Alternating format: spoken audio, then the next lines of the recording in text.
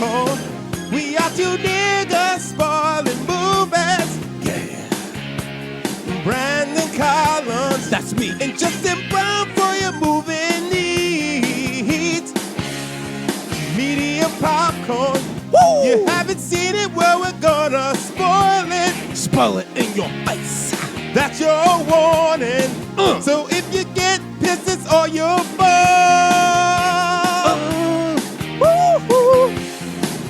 What's up, little biscuits, sun-dried tomatoes? This is your boy, Eddie Collins. Guys, this is Justin Brown. And we're Medium Popcorn, but you already knew that because the holidays, and why else would you spend time with us if you didn't know what we were going to do, which is spoil movies. And to help us break it down, we have two of our favorite returning guests, Corey Ryan Forrester and Trae Crowder from the Puttin on Airs podcast. How you doing, fellas? What's up? What's going on? I forgot that y'all poop all over movies. I had forgotten that. And then as soon as we started talking, I was like, I remembered a beef that we had about Paddington. Yes. We've calmed down. We're nicer now. We even changed like the dog shit rating. It's now stale popcorn because, Shea Serrano, he was kind of like, I like you guys, but you're kind of mean. And I was like, you know what? He's right. So yeah, just a touch. We're pulling back on it. We're trying to be a little bit kinder and everything. I mean, the movie we're going to talk about for this episode, it's going to be easy, at least from my perspective. I thought this was a very cute, fun movie. Straightforward. Yeah, but Corey and Trae, first of all, what have you guys been up to since we last had you on? I think it's been at least a year or so. Yeah, probably. Yeah, same old stuff, same old, we always do. On our podcast, Puttin on Airs, we talk about fancy shit every week. We cuss. We can cuss, right? Yeah. Yeah. Oh, yeah. Come on, okay. Just making sure. If we can't, we've been in trouble for a long time. So we talk about all kinds of fucking stupid ass fancy shit. That's what we do over there. So we've been keeping up with that, and then just doing, stand up comedy and things of that nature. Yeah, stand up podcast. Hey, cool. I'll plug myself. I don't mind. Since I was on here last, I started writing for the Atlanta Journal-Constitution. So if y'all read that, dope. you can read those things that I write in there. That is not filth because they won't let me do my filth. I do my filth on Puttin on Airs. That's hilarious. Okay, all right, dope. I mean, we're so excited to have you guys on, and for a movie that when Lluvia was like, yeah, that's the one we're doing with the boys. I was like, okay, interesting. So. Out of the list that she sent you all, why did Klaus? I remember it was funny because I don't remember. I'd have to go back and find the email to remember what all movies were on the list as possible options. But I responded first to the email, and I said, I'm assuming Corey is going to say Elf, so I'll just go ahead and say that I'm down to do Elf. And I was like, and I said, but if for some reason you don't, then maybe Klaus out of what's left. And Corey, like 10 minutes later or something, Corey texts me. He's like, hey, why the hell did you say that about Elf? What makes you think that I would just automatically want to do Elf? He's like, is it because I'm like a kid? I like candy so much. You just think that I just love Elf? He got like defensive about my assumption. Because I've only seen Elf one time. Yeah, but I did think that though. I told him, I was like, he eats like candy spaghetti in that movie. It just feels like you would love it. I don't know. Well, dude, you would think too, because I love Will Ferrell. I love Christmas. Right. Like, it's kind of the perfect movie for me.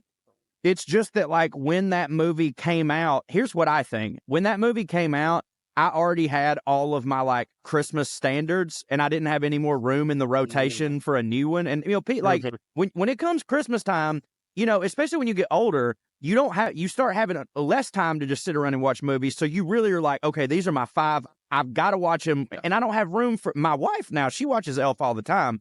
But I do like Elf, but I've only seen it one time, which is very odd where I come from. That's like everyone around here's like, that's the new generation's Christmas Vacation, I feel like. Yeah, it's like it became one of those like timeless classics, right? Like it's an every year movie for a lot of people. And I also I like Elf too, but it did not enter my rotation. But I knew that it was that level of movie for people. It's like some. Is that because we're older? Yes. I was about to say, it seems like we all getting old.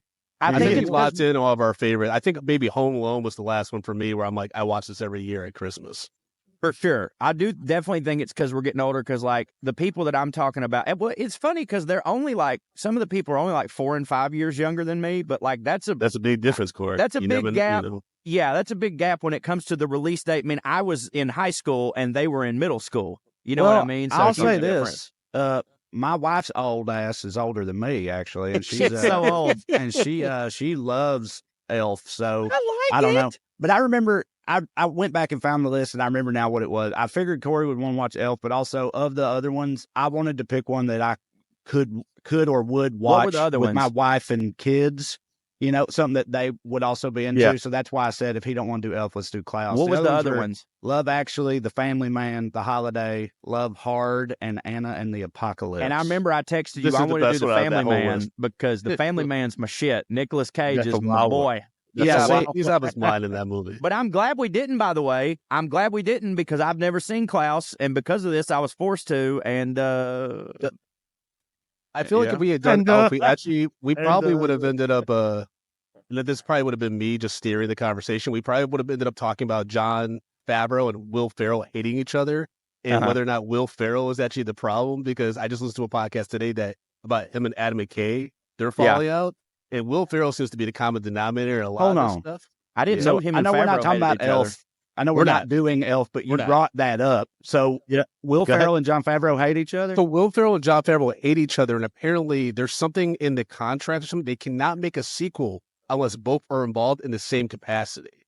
So because they refuse to work with each other. The Adam McKay situation, I definitely think Will Ferrell was being a little bit of a bitch, because I know what happened with that one. That was winning time. That was over winning time, and Farrell wanted to play the John C. Reilly role, and it just, the timing or something didn't work out, and then he felt like John C. Reilly would be better, and it was just, it's like, come on, man, you don't get everything, dog. Exactly. and also, artistically, John C. Reilly's way better for that role than Will Ferrell is. Yes, 100%. But yeah, I mean, I'm glad you guys picked this movie, because this was not on my radar at all, and I was just like, oh, it's on Netflix. Okay, I'll give it a watch. And it might have been the Mike Tyson edible I had right before I started watching the movie, but I had a huge chuckle when he first arrives at I can't pronounce the town, the northern island, Schmierenberg. Yeah, and your creepy Addams family-ish family's just staring at him, and the old ladies are carrying a body or what seems like a body in the house, and they're like, shh. I laughed so hard. My wife was like, "Are you okay?"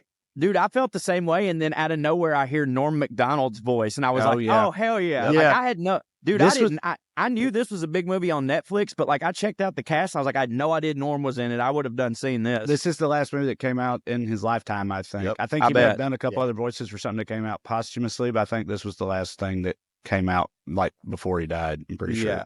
Yeah, that's true. And I remember, it's funny, because it made me remember the one time I met Norm McDonald. And the reason why I met him was I was in a line to come back to the United States from DR. And I hear this guy's voice. And I'm like, there's no way that's Norm McDonald. And I turn, it looks like Norm McDonald, but he looks really old. He looks a lot frailer than I would imagine him. Yeah. And then he goes, yeah, when I was on SNL. It's well, that's clearly Norm McDonald. Right. So, not many people sound and look like Norm McDonald that aren't Norm McDonald, I feel like I would know that voice. Yeah. But yeah, no, I had seen Klaus before because we watched it when it first came out. Because again, I have kids. I mean, my kids are middle school age now, but but because I've had them for the past 12 and 13 years, most of the remotely high profile animated movies that have come out, good and bad over that time, I've seen them at least once. And I remember being pleasantly surprised by this one. When we watched it, I was like, what is this? I don't even I didn't know anything about it, and I didn't really have many expectations. And I just remember liking it, but I didn't remember that much about it. So I was glad to rewatch it for this. Yeah. So same things. I watched this with my kids. Actually, I think last Christmas, we watched this. And it was one of those films. I was like, you know what? That was actually pretty good. Was that bad? Was that bad? I was, a happy surprise. It was a happy surprise, as opposed to the terrible surprises that we get typically on this show.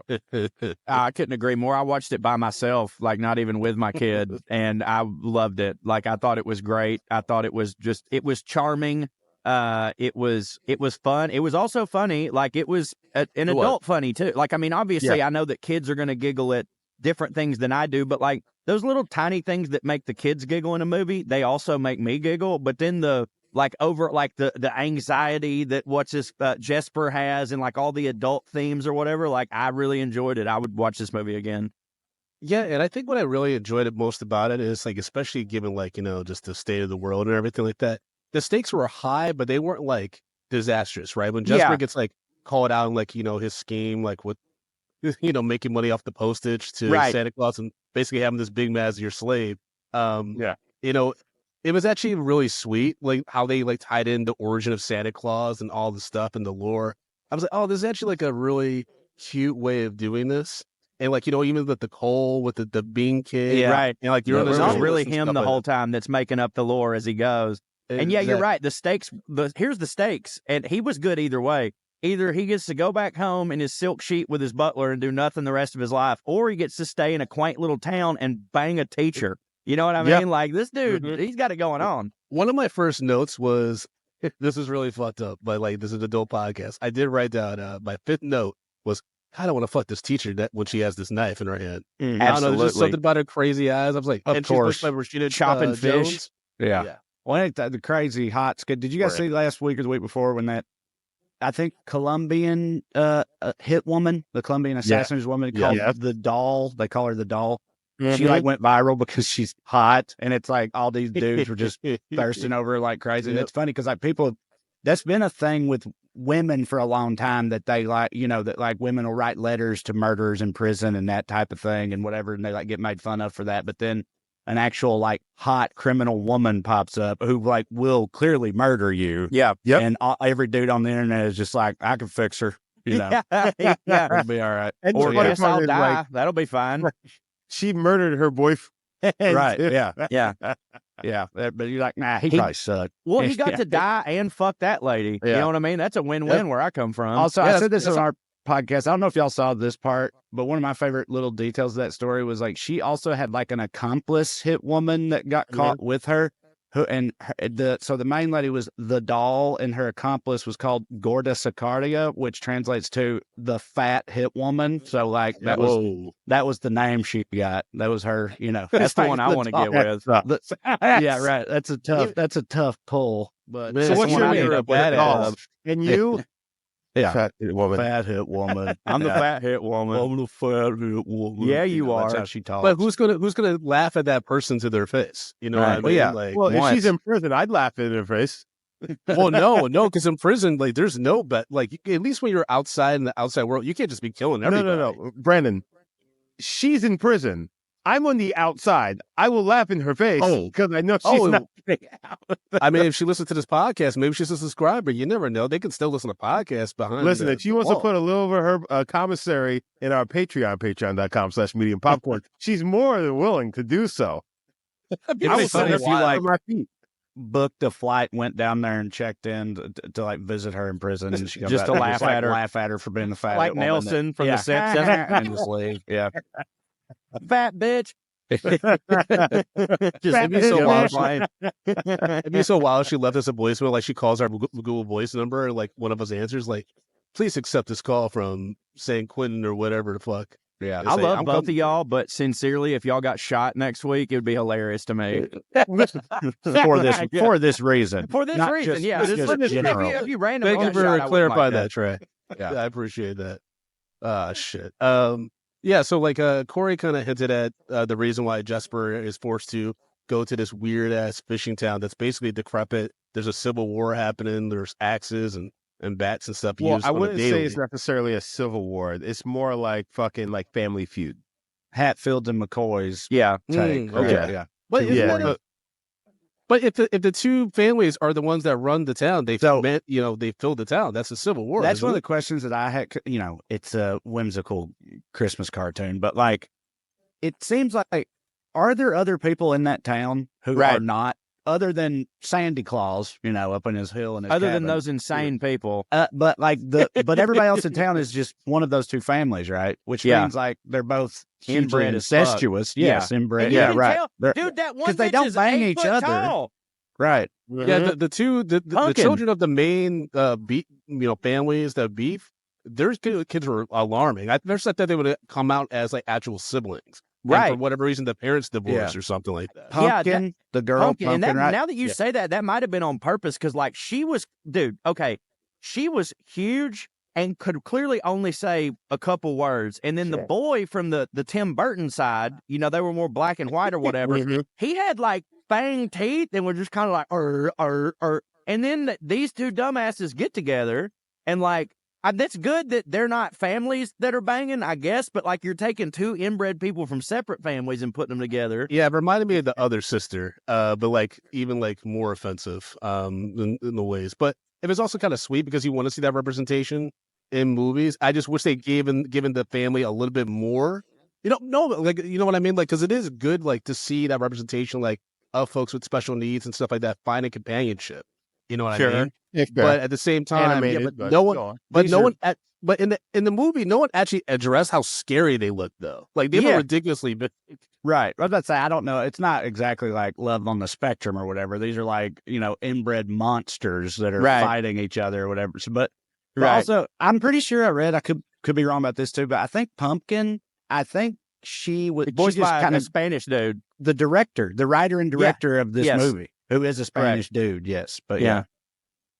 Apparently, what's his name? Pablo. Words in English. Yeah. But this is one of those movies where it's like what was the guy back in the day that like tried to do it? I mean, he did do his own animation thing. Like he worked at Disney and then he went off and did his own thing. He made like Five-O and stuff, right? And, dude, I love Five-O Goes West. I can't. That guy's insane. Oh, okay, yeah. In a good way. I can't believe I can't remember. I think he also made like, I don't know. Did he make The Secret of Nim or Anastasia or some of those? Yeah, one of those. Like, that's The Secret of Nim. Yeah. Yeah. But anyway, the dude that made Klaus is like a similar thing. He came up with Despicable Me, like DreamWorks. Well, he worked for Disney as an animator and stuff, and then he came up with Despicable Me and sold it. And then, of course, they had a million other writers write takes on it and scripts on it, stuff, but it was his original idea. And he worked on a bunch of other movies over the years. And then he went off to do his own thing, which was so far Klaus. And I think he's got another one that he's working on or something. He's probably set from creating Despicable Me, I'd say. I would certainly hope so. You would think so, especially if he like came up with like the Minions, particularly like if he had a hand in creating those characters. Them fucking Minions, man. Don Bluth was the animator I was trying to think of. That's right. From back in the day, yeah. And he made The Secret of Nim, the Five-O movies, and All Dogs Go to Heaven, apparently. We got to add all those movies to the list, by the way, because Secret of Nim, I remember seeing that as a kid. That fucked me up. It is. I refuse to watch All Dogs Go to Heaven again. I can tell you that much right now. That movie's scary as well. Dude, that gangster dog drowns the hero and stuff. That was wild. It ain't even that, dude. It's the scene when oh my God, Burt Reynolds, plays the dog or whatever, right? Well, the last scene where he's talking to the little girl and he's about to die and he's telling her goodbye or whatever. Do you know the story about that? No. That little girl in real life, All Dogs Go to Heaven. Is that the same girl that was Ducky and Land Before Time? The one that got murdered, the little girl that got dad. Yeah, she had. So that happened. So that's the same voice. I didn't know she also was in All Dogs Go to Heaven. She plays the little girl. I always hear about Ducky from Land Before Time, but she's the little girl in All Dogs Go to Heaven, and she got murdered before they did that last scene. And so Burt Reynolds had to do those lines telling that character goodbye, knowing that little girl was murdered, and you can hear it in his voice. Like he had to go back in and do those things, and like with all that on his mind. Yeah, and it fucks me up, dude. Merry Christmas, everybody! Christmas cheer on this episode. Medium popcorn. They brought the it season. Up. Yeah, I can't not tell a thing. Yeah. Sweet Lord. Anyway, Sergio Pablos was the director of it. Yeah, so he directed this. It was Oscar nominated. It lost against Toy Story 4, which in another year I would have said maybe this had a good chance, but Toy Story 4 is a great epilogue. Mm-hmm. I don't know what the fuck they're doing with Toy Story 5. Like that's insane. I'm going to see it though. Yeah, both movies starred Joan Cusack, which is interesting. But obviously in this one she's more of an antagonist role. When I heard her voice, I was like, okay, that's Joan Cusack. And then I immediately thought, because of the Tim Burton characters of Addams Family Values, where she is insanely hot as a villain for some reason. Dude, she's super hot. I've always been into Joan Cusack. She can go either way, depending on what she's playing. But I mean, dude, in School of Rock, give me all day. Nice. So I don't know when to say this. We're at the beginning of the sort of movie, and so I just want, I remembered while watching this, I said I watched it with my kids when it first came out, and I didn't know anything about it, and it was like an origin story for Santa Claus, which I was like, well, that's a fun idea, that's a cute idea, and I had way more trouble than I should have with like the setting and everything. Like it's just all a made up land. Like the whole, you know what I mean? Like the Postal Service and the kingdom and this island and where they're at, it's all just purely fictional, but it is like in a kind of 1800s version of fictional thing. And, and I kept being like, well, that's weird because Santa Claus is real in the real world. You know what I mean? Like Santa Claus is from our world. Right. So why would this not be set in a version of our world? And I kept thinking like, this is like multiverse Santa Claus or something. Like for some reason, I just couldn't. It took me too long to figure out what was going on. I do feel That's like hilarious. Santa Claus is kind of like a multiverse kind of character because there's so many different kinds of Santa Claus because there's fucking, Krampus and like, well, obviously depending on which, culture you come from, for Finland it's Joulupukki, and like all these different names and whatnot. So Santa Claus is kind of multiverse here in our world as well. Isn't one of the ones in Europe somewhere, doesn't it like involve blackface or something? Sorry to bring that up, but go on. Black Peter or something like that? Yeah, like I mean, in Finland, don't they have the... Me and you've talked about this before. It's like There's a festival they have over Santa. there that involve, that, and they all, they... Evolve. It's not blackface over there. They're doing their own, but like it is at the same time if you just, you know what I'm saying? So there's different iterations of Santa Claus, and including with J.K. Simmons himself, because J.K. Simmons voices Claus in this one, and then he plays Santa Claus in that terrible rock Amazon movie, Red One. Oh, Red One. Oh, did you already see it? No, I just know that he plays Just Santa know it's Claus. terrible. And that, I just all you got to look is the trailer, man. You're just like, oh boy. You know what? We've had enough. We've had enough with the reinventions of Santa, and he's jacked, and he's a bad guy, and like, come on. So, all right, so my wife is from Finland, and there's all of these like little things that like I find out. A white woman. Oh yeah, I'm a white woman. White woman. You know what's wild? When he first accent talked on about Paula, he thought that she was a black woman. He thought at least she was mixed. Yeah, we Right? all thought that she was mixed. Yeah, she I thought doesn't she was look a like she's from Finland. Because everybody from Finland's blonde hair, blue eyes. They're clearly straight up what Hitler wanted. Yeah. But she's she's like green eyed, brown hair, and it's like, but she tans very dark. So I thought that she was from somewhere else. Long story short, anyhow, so the first time I went to Finland, they have this candy called, oh my God, I can't remember the actual name of the candy. No, they're like Kisses or something like that, right? Then, so she brought these things. She's like, oh, like you'll like these. It's kind of like chocolate marshmallow in the center, but it looks like a little mound, right? I'm like, all right, they're good, right? Then I go to Finland. I might know where this is going. And she's like, so in Finland, they had to change the name of these. Yep. Oh boy, the translation was nigger kiss. Yeah.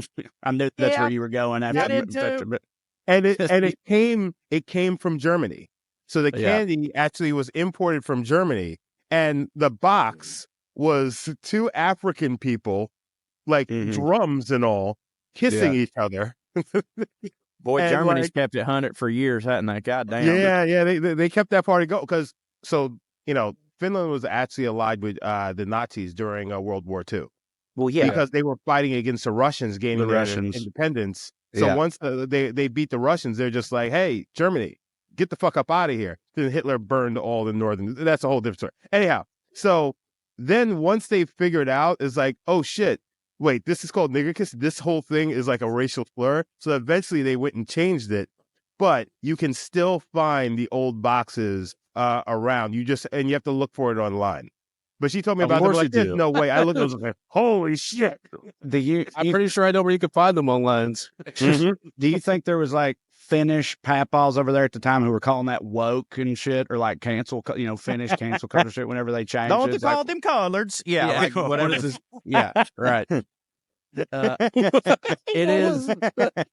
By the way, it is. I had to look it up to make sure I wasn't just making something up. It is Black Pete is the Netherlands, but he's actually not Santa Claus. He's Santa Claus's sidekick. Santa Claus, like his elf, sidekick, slave. Okay, yeah. Well, I figured that out pretty quickly when we started getting the dynamic between Klaus and Jesper. I was like, oh, Jesper's gonna be like the first elf. That's what I thought. Right. It doesn't quite come out like that. The ending's actually kind of sad. It's like, bro, I cried. Yeah, it was pretty. I mean, it's like not like depressing, but you're like, wait, kind of right? when he says once a year I get to see my friend, I fucking fell out, dude. I fell out. Like, I mean, I've been going through a lot lately, so but it's still. Well, so I'm curious. I know folks were jumping right to the end, but what did you understand from that ending? Because for me, I'm like, so is Klaus or Claus? Is he a ghost? Yeah, he's omniscient now. He became Santa Claus deity. That is Santa that Claus. Okay, so whirling- he that became Santa whirling Claus who thing- delivers presents to Yeah, everybody. that's how I took it. I He took it turned as into the Santa Claus. Yeah. He was dead, and then we just keep the spirit of Santa Claus alive by the parents getting gifts for their kids and well, pretending. I don't even know if he died. More like he Obi-Wan. You know what I mean? Where it's Right. like Yeah. Darth Vader. That's what it Darth was like Vader there, didn't kill Obi-Wan. Obi-Wan gave up the ghost and became a Force ghost before he could actually be killed because he ain't no fucking new bitch. So I think like they kept showing earlier in the thing like Jepsen was coming up there and they see this weird like dust magic thing happening behind him, right? And Klaus is like, "What is it? What's going on here?" Well, really, that was his wife speaking to him from beyond the pine. You know what I mean? And then I feel like he just pulled like an Obi-Wan or a Luke in Last Jedi Force ghost, and now he's this omniscient presence, which is Santa Claus. So this is also like, all based in like Norway and things like that. So I want to say that he went to Valhalla. There you go. And then he comes back, because so he probably, his wife kind of took him in, absorbed him into Valhalla, and then he gets to come back every year and spread some joy because those are the people that made him find joy, which it was able to then reconnect him with his wife. Boom. Sure, exactly. Yes. He gets to come back and do that every year, or is he, cursed Forced to eternal torment by being Like forced Tom- to do this every year and can't break this loop no matter what? For his, Like Tom Hanks. he can in never Green Mile. rest no matter I like what. what you think, Trae. like Tim Allen and the Santa Claus. No, it hit for him. Yeah, no, I'm sure it did too. But it's one of those things. It's like even as much as he loves it or whatever. I mean, how many every year forever? Like you can't die now. You're like you said, you're you're a spirit. Well, that makes sense given the logic that's presented in this movie because a lot of people are presented as not being able to die, such as the old man that the kids in the town keep pulling the prank on and basically killing him. They push him off his own house roof. They slide him down the streets where he can crash into things, That was one of those you said when he first showed up, and it showed like the creepy ass kids with the jacked up snowman and the ladies carrying the body bag. Another moment was the first time that happens, and there's like just this old man in like a wheelchair on a porch, and these kids go up and just push him down the stairs, and it's like, okay, this movie's got some balls. Like it's just fun, cartoon logic. It's always fine, but it's like pushing an old crippled man down the stairs is like, that's pretty hardcore. For I know he didn't, but I'd like to think Norm pitched that. It's possible, man. I love animated movies that have a little darkness to them like that. Yeah. Like reason why I roll my eyes when I see like a live action Lilo and Stitch remake is because it will never replace when I first saw that movie in the theater. And I think in the first 2 minutes, Lilo beats the shit out of one of the girls. Right. It was like, that's you're not gonna weird. fly. She just starts punching her in the face. And I'm like, this is a different Disney movie. Oh, we were talking earlier about those Don Bluth movies and stuff. Like kids' movies used to be messed up, they would have some serious darkness in them. They just, kick it off with, But isn't it partly because of like all of those old stories, especially Disney stuff, came from like folklore, and the folklore is always really fucking way dark. more hardcore. Yeah, I mean, they toned it down. Point. Yeah, no, they toned it down a lot. Actually, I mean, that is a good point. A lot of those old stories are because dude, like if you read the original Little Mermaid or whatever, Hans Christian Andersen, like when she goes through the process of like losing her fin and getting feet, like they grow very slowly and excruciatingly, and she's just bleeding the whole time, and she's just got like bone stumps or whatever, and her vocal cords are completely ripped out. It's not like, oh, I've got a little and Ursula, like, you fucking scissored her to death or something. Like, I don't know how, I don't remember exactly, but scissors her to death? Something. I'm just saying, like, it's metal. Like, Ursula's got like a teeth in her snatch or something. Like, it's crazy, is all I'm saying. Like, they toned it down. Well, I mean, the whole story. That's a good change. I was just going to slide over that bitch. I know. You scissored her to death. Like, yeah. Dude, Hans Christian Andersen was about it, son. Like, he was wild. But like even the story of Santa Claus, like that's all really dark shit. It's really dark shit. It's just like, the Coca-Cola Santa Claus is only about like what, maybe 100 and some odd years old. Mm-hmm.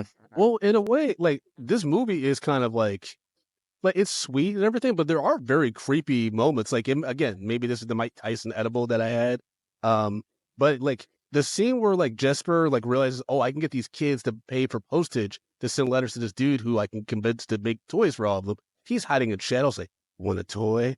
Like he's getting like, handing out pencils like he's a drug dealer. He does drug dealer stuff. I was like, whoa. That was great. This is funny, but also like, yeah, that's one of those things where it's like, any animated movie that includes things like that like, the kids are not going to understand, but like the parents or adults watching is like, he's a drug dealer. It's funny. Ooh, what was a bit from an animated movie when you were a kid that you didn't get as a kid, and you saw adults around you laughing at it, but as an adult you're like, oh shit. When Buzz sees Bo Peep and his wings go doing like this, like his wings shoot out. That's the first one that comes to mind. And it wasn't long after I saw it in theaters, didn't get it, and then by the time it came to like home movie, I knew what Boners was, but like I definitely didn't get that in the theaters.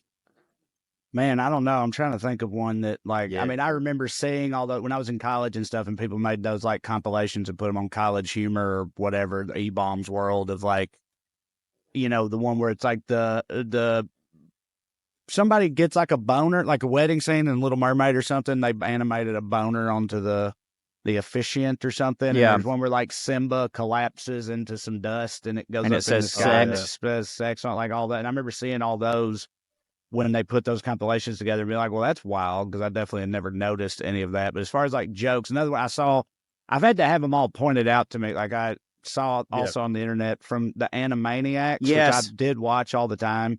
Mm. They said something about they said we need you to go find Prince, and Dot comes back with Prince, like the rock singer. But they Prince. said And then he goes, no, and then he goes, right. no, fingerprints, and then Prince looks at her and she's like, absolutely not. Right, yeah. And then she throws him out the window through like a porthole or something like that. Yeah.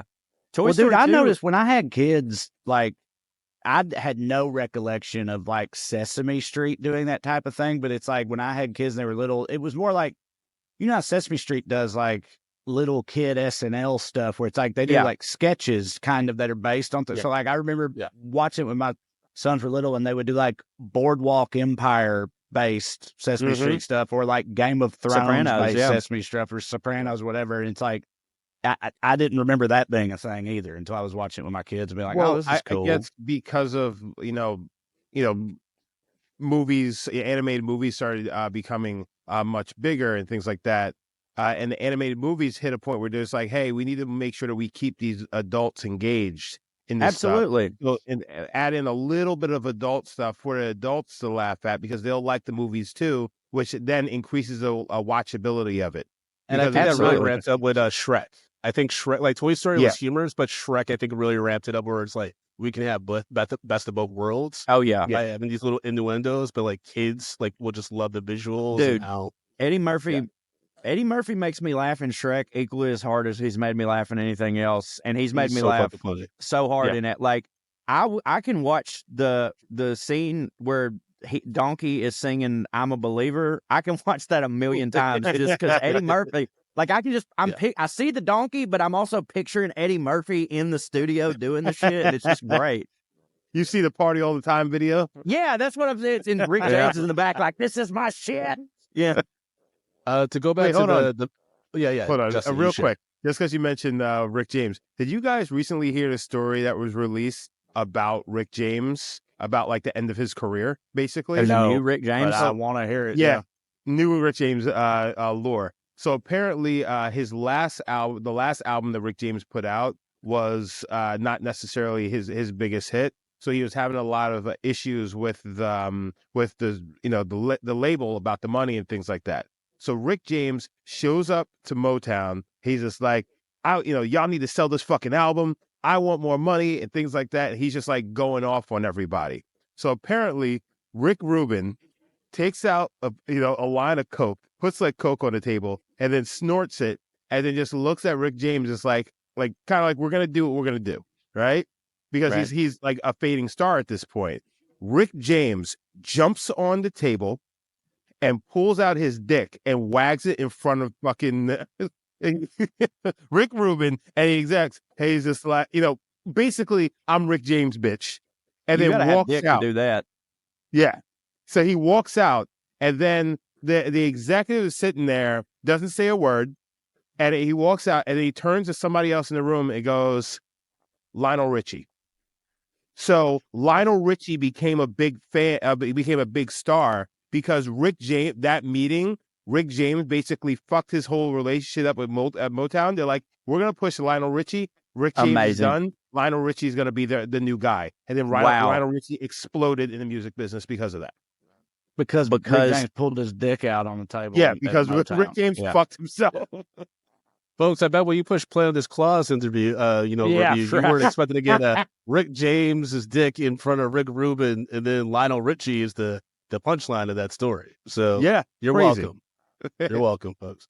Speaking of songs, for me, when I was a kid, I didn't realize that song that the friar from Hunchback of Notre Dame was singing Hellfire, that was about him wanting to fuck Esmeralda, until I watched it like 2 years ago with my wife, and she's like, this song is all about him wanting to fuck Esmeralda, like Demi Moore's character. I was like, oh shit, but I gotta get it. But it was just weird. Like as a kid, I'm like, this is just an angry dude. And then later on, it's like, oh yeah, he had the fire within him. Bit rapey, wouldn't it? Yeah. Well, that's the thing with a lot of the villains, especially with like the princess. Oh yeah, there's a lot of creepy behavior from guys. They knew what they was doing drawing Esmeralda the way they did, though. You know what I'm saying? Like, good Lord. Yep. But so back to Klaus. Is it Klaus? I think it's Klaus because it's come from the herpy derpy type place. Klaus. Yeah. That's where your wife's from. The herpy derpy places. Mm-hmm. He went from having to make like a few toys, like first of all, the first toy that he gives, he makes Jesper deliver in the middle of the night, and it's this ridiculously big box. He basically is a home invasion to deliver this present. And then he's like, all right, so we're going to do that again. Same time at night. And Jesper's like, he asked questions, but I don't think he asked the right questions. But again, this is probably a time when like, no one cared about being creepy around kids. Right. I mean, why were they doing it when they were doing it to begin with? Well, they were out. He shows up to Klaus's place, and he's got a picture that kid drew, and Klaus is like, show me where this is based on the picture. Yeah, I don't know. Yeah, because it flew out of his pocket. So like he was trying to convince the kids to, like, the people in town to like mail stuff, right? And then the little kid's like, oh, I have this drawing. And he just like, oh, well, you can put this drawing in this envelope, put it in the mailbox, and then you give me a penny for postage. And the kid actually had a funny retort. He was like, can't you just put it in? Like, right. Why do I have to pay and then Norm, and somebody said you should go visit that old man in the woods. He loves visitors. And then he happens to go up there, and then the letter falls. You're right. The letter falls out of his pocket. Klaus sees it, and he's like, where is this? But what I'm saying is, oh, sorry, Trae. That happened in that. It's because, Klaus, his woodsman's cabin was so far out of the way, like he got up there late, right? And then all that happens, and the letter flies up. But I'm saying, and as soon as it happens, Klaus is like, we got to go here and do this. And it was in the middle of the night, but like, that was all just circumstantial, wasn't it? Right. Like the nighttime part, like when they started, also, I think it was also, I mean, we didn't describe the picture, which is of this little kid basically trapped in his house. Yeah. Trapped in the attic of his house. So, that's why Klaus, at first I thought he was going to be like, we have to break this kid out of the house. Like, I didn't peep that. Like, I thought the package was a brick. He said we're going to break this kid out. You thought it was a taken situation? I mean, that's funny to think about. And dark was, it's like, if it's like a kid who's in a really bad situation with like a murder dad and these evil wolfhounds and stuff around or whatever. And then like he gets a letter out to somebody, and that guy shows up and like, and the kid's like, you gonna rescue me? He's like, no, I got this frog though. It's pretty cool. You pull the string, it hops around. You see that? That's neat. Get you by for 15 seconds. Have fun in hell with that frog. Yeah. The dark truth is, sorry you can't eat it. It's so fucking crazy. And maybe like a Bill Hader could make this like a funny holiday movie or something like that. You know for sure that there's some kids that write to Santa Claus basically like, can you come beat up my stepdad? Dude, I know. I'm from fucking rural ass Tennessee, Clay County, trailer parky as hell. They publish like letters to Santa in the newspaper every year. At least they did when I was there. And like, some of them are pretty sad because it's that type of thing. And I'm always like, I mean, I guess they can't just tell the kids like, hey, we ain't printing yours. This shit's too sad. But like, no, you have stuff like I wish for my Santa, will you bring my dad back? Yeah. From the, Santa, will you be my daddy? Yeah. That type of shit. Yeah. Like there's a lot of that, man. It's always, it's like half cute and half, soul Can we rending. get 2 by any sausages this year, please? Well, because part of it is like, because they're all like little redneck kids. So it's like, some of them are funny. It's like, I want me a new rifle with a hot load of shells, that type of shit. And that's funny. And then you turn around and it's like, I want a different new Uncle Daddy than this one. I want a trailer with a door on my room so Daddy can't come in drunk at night. Yeah. So, oh, boy. Well, it's so sad. I just got way too dark. I didn't have to get that dark. One, Justin, that's made me just sad, man. We're talking about a happy movie, man. Well, you did bring it up, This is true. Why you gotta bring up old daddy stuff? Is all right. Okay. So the teacher also. So Rashida Jones plays the local butcher for fish, but is actually supposed to be a school, and she moved there to teach. And then there's no kids that want to. The kids are actively like, I can't read, I can't write.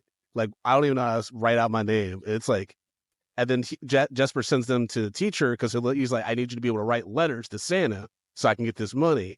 So he's able to work all the angles. Like, even though he's miserable when he first gets there and he's like dealing with madness, he keeps everyone's story and immediately figures out how he can take advantage of their situation.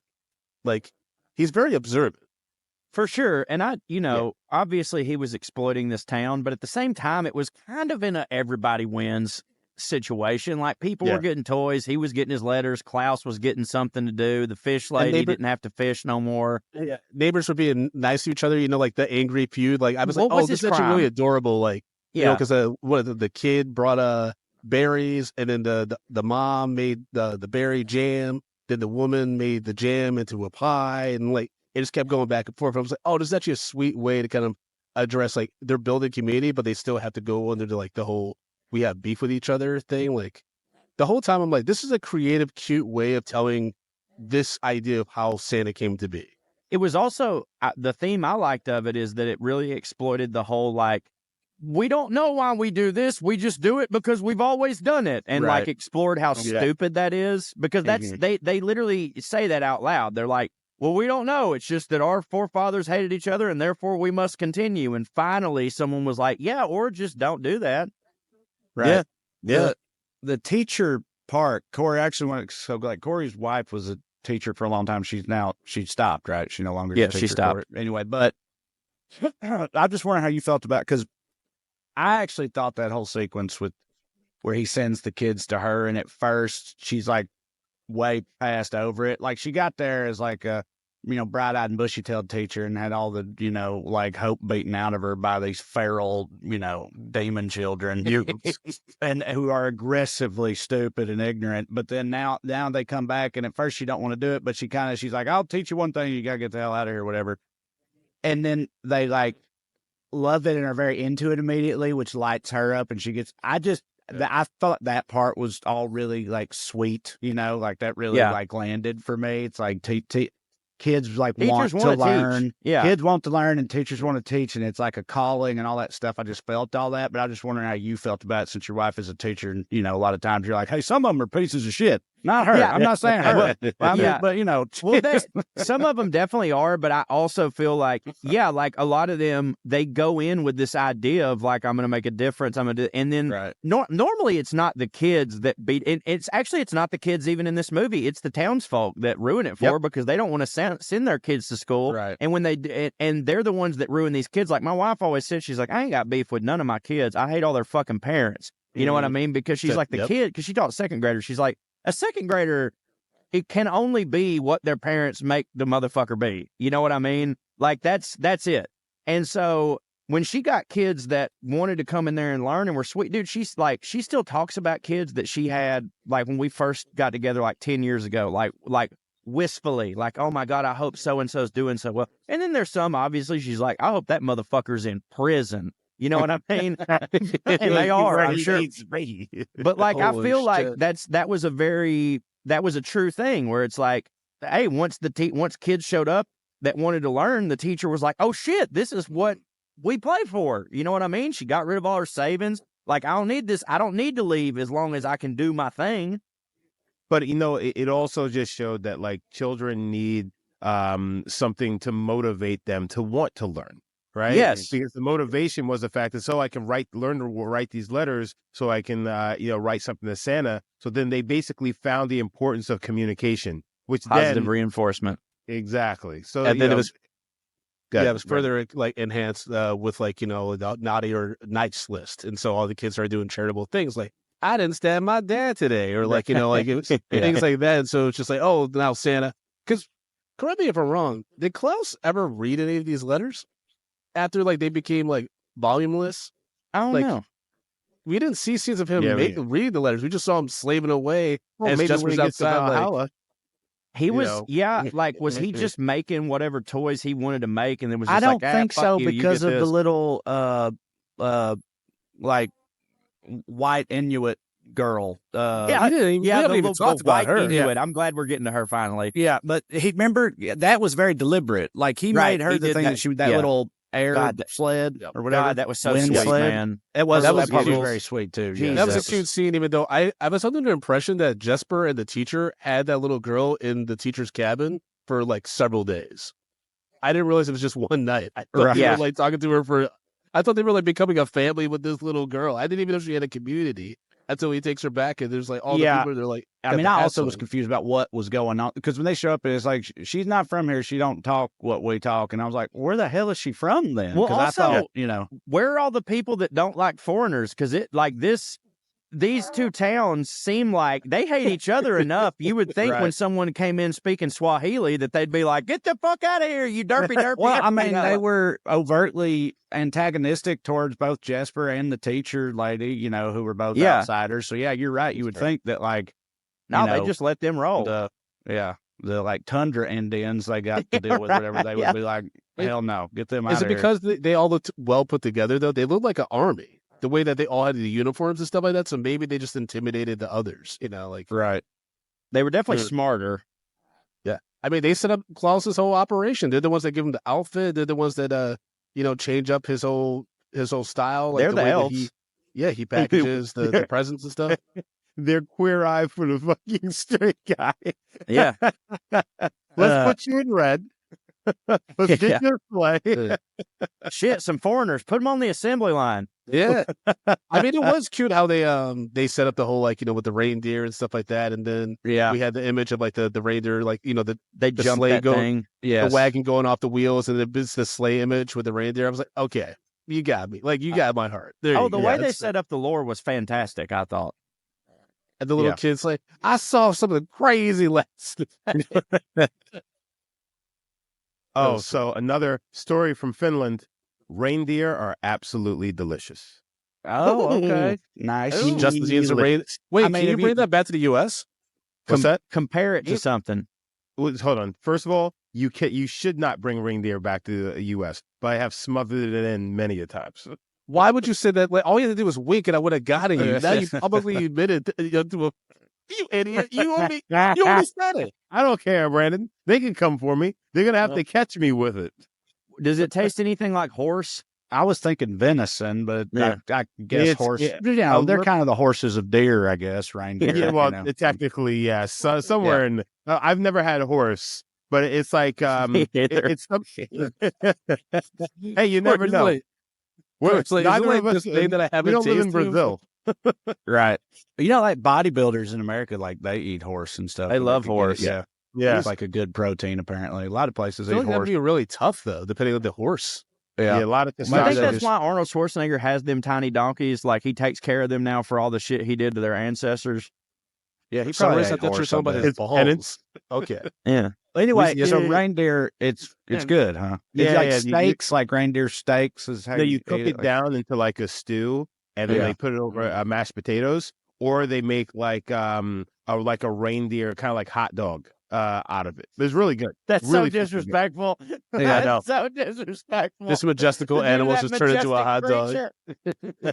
He was fucking put it in the crank. Here's the fucking hot dog. in the crank. Oh, We'll put anything in the crank, dude. Humans will. Oh yeah. We'll eat So okay, all so of we're saying so almost Christmas. So basically, Jesper he sets this all up to to accumulate to one big day where all the kids send the letters and their presents are delivered stuff, so he can maximize and finally get to the number he needs to for postage, so he can go back home and stuff like that. And that's when all this kind of comes to a head. And also you have the town leaders that are encouraging the divide. They're basically going out of their way to destroy the presents and things like that, and all comes to a head with this big climax with the bags being ripped open, the presents and stuff. But then the town fights back against these dudes trying to create the divide, and everyone comes together. It's a very cute ending, and you all are in agreement that basically Klaus, he then fades and becomes this entity where he just magically becomes Santa Claus for the whole world and delivers presents. That is what I thought happened, yes. Got because it. So Jesper, I see my friend once a year thing, and he goes and sits in front of the chimney, right? And it's waiting on him to... Yeah, Yeah, she's with waiting on the it to come. He had Yeah, cookies and right. everything. Yeah. And he had the cookies and milk and all that. Yeah. So I definitely interpret it as, he became full blown Santa Claus at the end. Okay, got it. And his dead wife was Mrs. Claus, I assume. That's why I thought Jesper was actually going to be, the twist is going to be he's actually Santa Claus. Well, and that the teacher was Mrs. Claus. His wife was too hot. I know what you're saying, because I knew it was an origin story of Santa Claus, and I'd seen it before, and I knew that didn't happen. But while rewatching it, I kept thinking I had forgotten that a whole lot of this was actually Jesper that did it, or was the impetus for it, or whatever. And so I could see why you would think that. It's the twist ends up being that it's actually him that becomes Santa Claus, because a lot of it did, it originated with him and whatnot. But by the way, I don't want to be an asshole, and we gotta get to our ratings and stuff like that. But technically, Jesper had to raise $6,000, right? Because he had to do it was 6,000. No, 6,000 pennies. 6,000 pennies, right? Each stamp. Okay, was a penny. So what? $60? $60. Yeah, I don't know. Yeah, not that much. My math is so off. Again, I was really high when I watched this movie, so that's why I was like, whatever those $6,000. Yeah. So even with $60, wouldn't he be a rich man in this town? Oh, I mean, in this town, you'd think, yeah, for sure, because Would he have gotten robbed? dude, they gave. I mean, what was it it was a fish scale for a book or something that was their system. They didn't I have don't no know. books, but yeah. Yeah, right. You know what I mean? But yeah, no, they're trading Dude, in Like that you can town, go feet and stuff. Yeah. For yeah, You you could have could a get money Scrooge in McDuck that vault or town. something. You just pranked people and got fish, and then hated. They had a hate-based economy, just all haters. Yeah, that's why I was confused. Yeah. I was kind of how are the people in this town? It doesn't seem like anyone really works. Right. So how are they able to afford postage? I thought that about the teacher lady too. It's how do you make that career transition?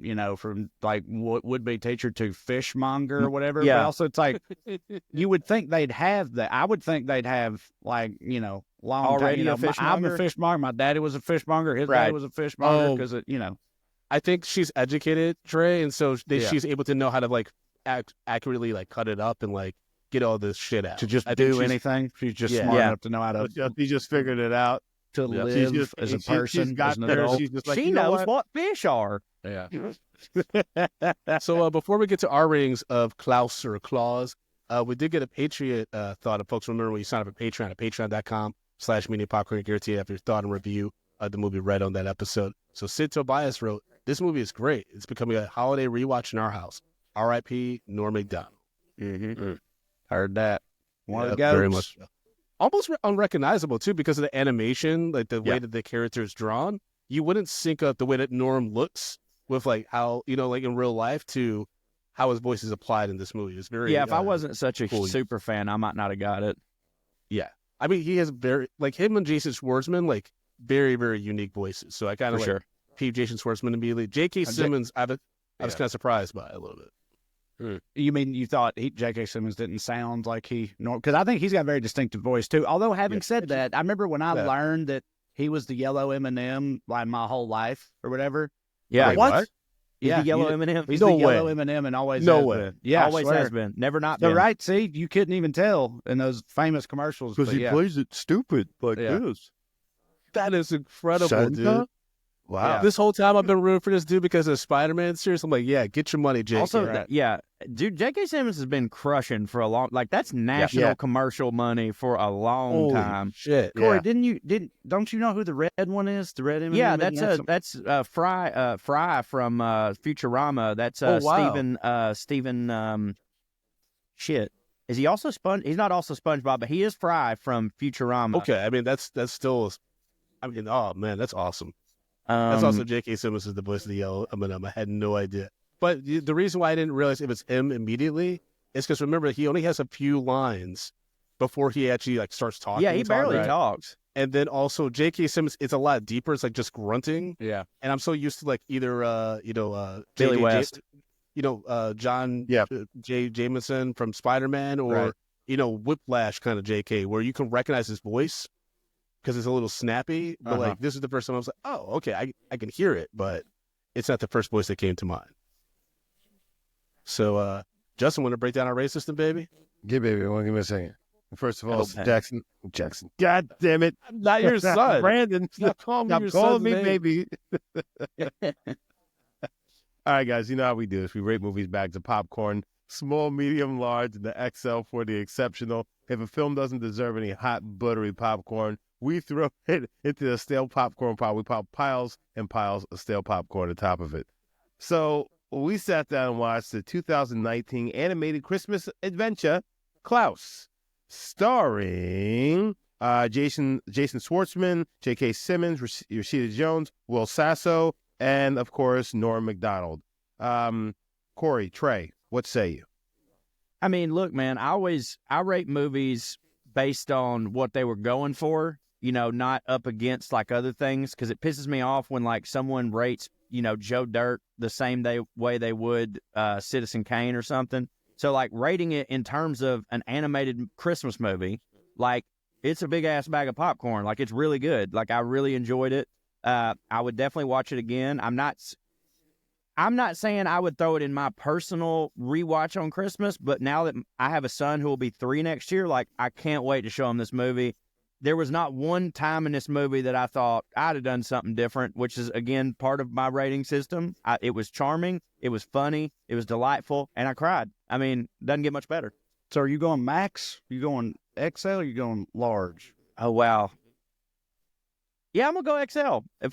For an animated Christmas movie, it's an XL. I mean, it's really good. I really enjoyed it. The only thing for me, you said you're like, I don't know if it would go into my, because we're talking about Christmas movies here, both cartoons and not. You're like, I don't know if it's going to make it into my like yearly rotation. And I agree with that. But I think it's great. But because I don't think it'll be a every single year rewatch Christmas movie for me, I'm going to go large instead of the highest rating of extra large. But movie did hit for me very much so.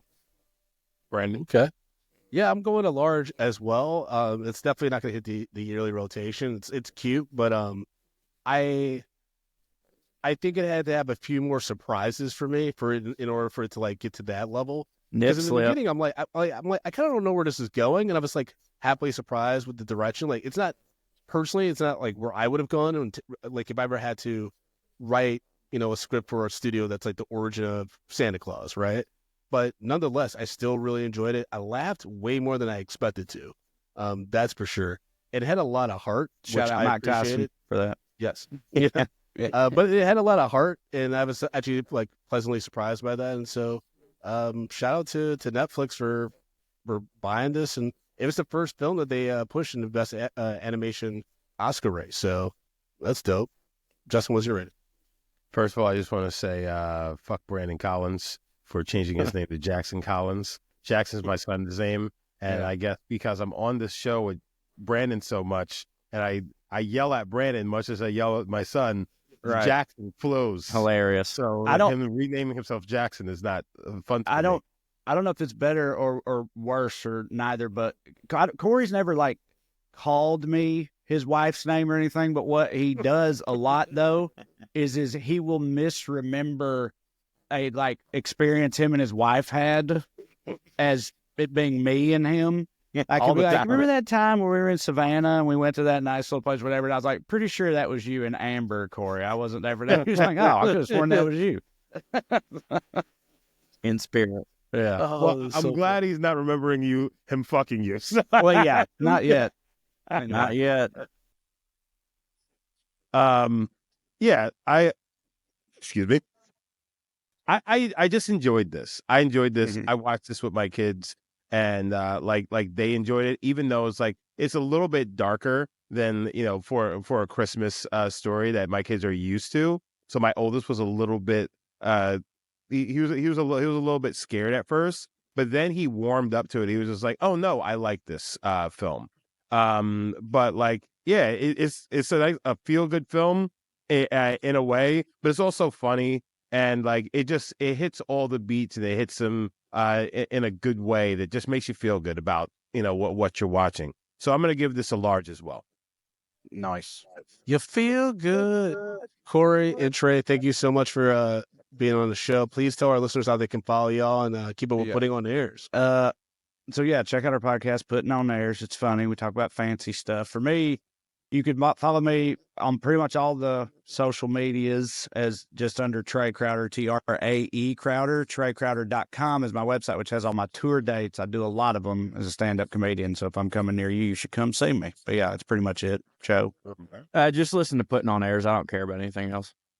I just sit in my attic and do that and drink wine, and that's it. So I don't care. A wine drinker. Good for you. That's right. Yeah, I've been drinking wine too, man. I too married a white bitch. Fuck you, Brandon.